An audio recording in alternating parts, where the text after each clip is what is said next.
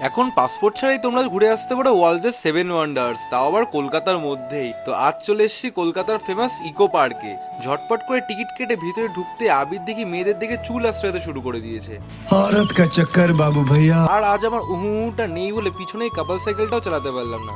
Ticket counter থেকে ticket কেটে নিয়ে ভিতরে ঢুকতেই চোখে পড়ে গেল 7 ওয়ান্ডার্স। पास है मेरे पास है से मेरा कोई एहसास है जैसे।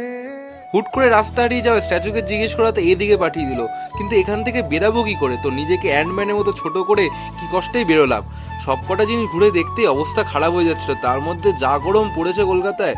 স্ট্যাচুর সামনে এসে হাত তুলে একটা উহু চাওয়াতে ভগবানও আজ দেখিয়ে দিল যে আমাকে সিঙ্গেলই থাকতে হবে। এই জীবনে আর কষ্ট শেষ হবে না আমার। শেষে একটা কোক নিয়ে ঝিলের পাশে ক্যাট মারতে মারতে বাড়ি যাই।